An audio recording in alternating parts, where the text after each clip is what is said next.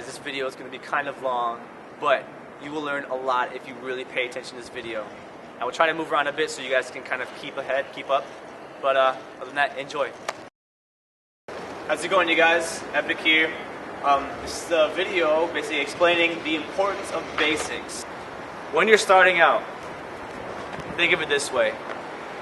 A professional basketball player, soccer player, any professional athlete, I can almost guarantee they didn't just walk on the court, on the field, on the track, whatever, and just start doing what they do like a pro. I'm sure they had to build endurance. They had to start from the basics and work their way up. They had to understand the physics behind it. They had to understand the science, you know. And with understanding that, there comes philosophy. With parkour, if you really get into it and become experienced, you will see there's so much philosophy that's very similar to martial arts. So look at a black belt, a really good black belt, or even like an MMA fighter. They probably didn't walk in the cage their first time and start fighting like they do now. They had to learn drills. They had to build muscle memory to do techniques like there was nothing. I know you guys like really want to just go straight for the flips because that's what you see. All you guys see is like kongs, like double kongs, Kong precisions off really high drops. You see front flips from roof to roof, things like that. You see these crazy wall flips with twists and things like that. I know you guys want to do that so bad. I totally understand because I was there before. And I just went for things. But if you don't start with the basics, you're more prone for injury than you are, which leads me to safety. Train smart and perform safe is my motto with anybody that I teach. I always try to say, train smart and perform safe. And by perform safe, I mean when you're actually doing a technique, don't just throw it. You never, ever just throw something. You got to control the launch, the variation, whether it's a flip, twist, the vault, whatever, and then the landing. The landing is probably the most important part, and that's probably the most popular thing that everybody forgets when they're going for a technique, is they always forget to land. They just throw a front flip, they just throw a back flip, they just throw a double front flip, and then they just land. But how often do you guys ever really look for the ground when you're doing your side flip? How often do you guys really try to feel your own momentum when you're going for a full twist and things like that?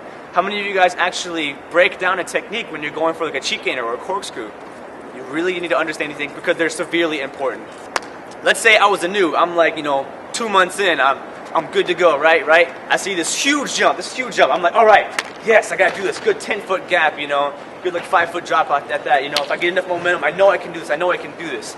But there's a small thing in your back of your mind that says, no, don't do this. You're not ready yet. Listen to that, because I almost guarantee you have the rest of your life to go back and do this again. And by that time, you will probably have that drop mastered. You will probably have the technique mastered as far as jumping. You will probably know how to land better.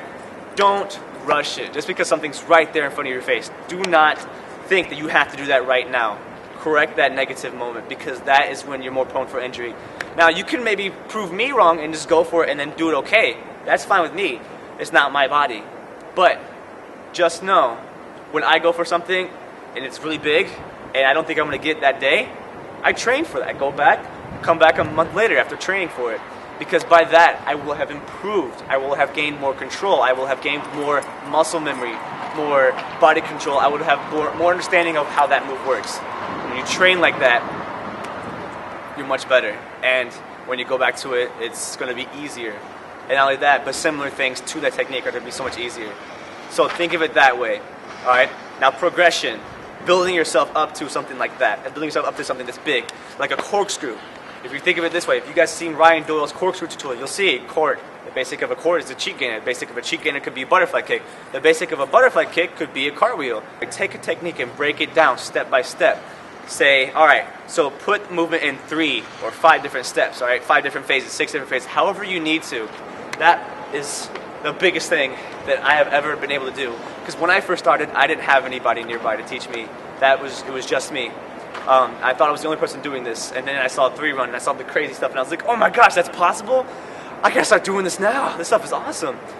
So I watched the videos, I understood the techniques, I watched them very, very closely. I watched it over and over and over. I went back the next week, the next day, and rewatched the same video, the same spot in that same video, and then I just kept drilling that technique. I went to the gym, practiced, and if I didn't have a gym, or if I didn't have access to the gym, if it was closed, I would go outside and just work on some basics. Because when you go back to the basics, you gain better control, you gain better muscle memory, that you gain a lot of everything, a lot of experience. So anytime you guys have done a lot of free running, you're doing a lot of big stuff now, but then you're like, I don't know where I'm gonna go from here.